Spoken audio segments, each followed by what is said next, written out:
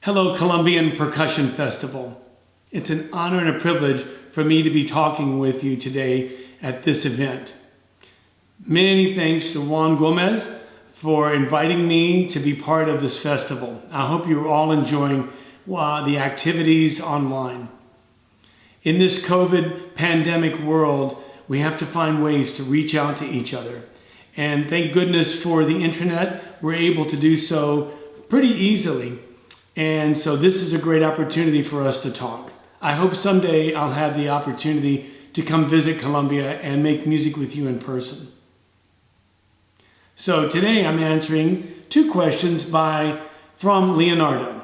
Hello, Leonardo.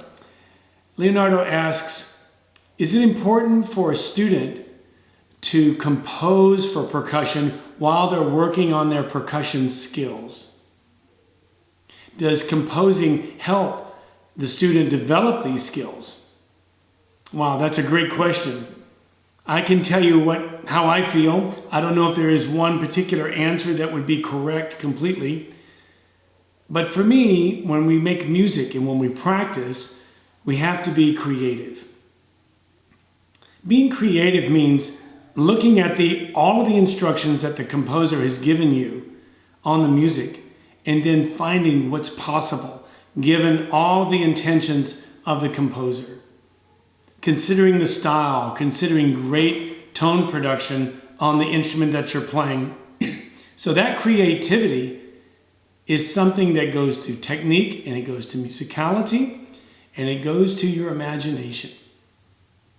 Because students of all levels, when we look at a new piece of music, whether it be a technical exercise or even one that is an established percussion composition, one of the first things we should be thinking about is, what if I take this and exaggerate these ideas? Or what if I approach it this way or that?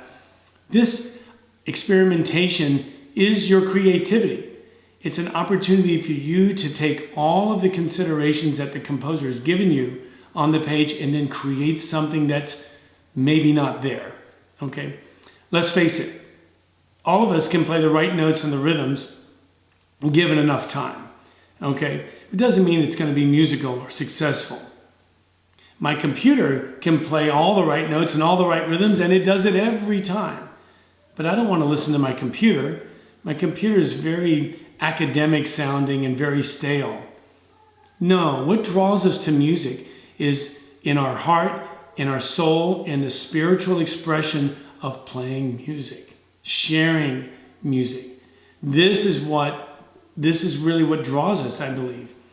So all of you listening to this right now, music has touched you in some way. Then you want to be able to build upon that and do more, of course.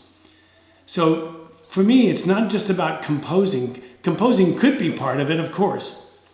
For example, let's say I'm playing a marimba solo and I'm having a very difficult time in a certain section. I could easily take 3, 4, up to 8 bars or so of that section and rewrite it and create an exercise for me to help develop those skills. I could experiment with the harmony. I could experiment with stickings and different techniques to make that work. And doing so, I'm trying to be creative with sound production and phrasing, but at the same time, dealing with it on my own issue. Then, after I feel very comfortable with that material, I go back to the original piece and look at the choices that the composer selected. Okay, now I can see how he or she was thinking when they're composing the piece, and maybe now that particular passage is easier for me to play, more fluid, more expressive. Because we are training our body to play this music. And when you step on stage, it's not your brain that's playing the music, it's your body. And you're training your body to be responsive and sensitive to what's on the paper, on the music. So this to me is part of creativity. So I would say that no, you don't have to be a composer or a good composer or a bad composer. You can just be creative. I've had many students that have turned out to be wonderful composers. Wow, I'm super proud and humbled by some of these composers that are just incredible. And of course, other students that are amazing performers, but yet they don't compose, or at least they don't work to publish anything like that. The process still can be the same. It still deals with this sense of creativity, of working with something that is written on paper, that you're trying to take every detail off of that page to create your sound and your music. When I first started composing, we didn't have emails and we didn't have smartphones and recorders. I had a piece of paper and a pencil. And you start to write, you start to find things and try to create and basically imagine the sound in your head. And then of course I would be able to play or have students or others play my music so I could check it to make sure I had done well. Now it's easier to do some composing, at least to get initial feedback, of course. And I think that's a wonderful resource for any musician, is to experiment with creativity and composition, but maybe not a necessity. Thank you, Leonardo. That was a great question. Your second question is about Renfro. Renfro is a snare drum duet that I co-composed with my UNT comrade, Paul Rennick.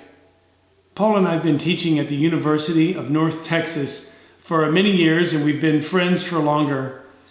We've performed in many occasions and in different aspects, but never as a duo. So I had some ideas about writing a duo for a marimba with snare drum, and where both players would play snare drum and both players would play the same marimba. I came to Paul about this, and he immediately fell in love with the idea, and I decided to start by writing this section in the middle of the piece where Paul and I both play snare drum with one hand and play marimba with the other hand. This idea helped us to get a sense of where the piece was going and what it was about.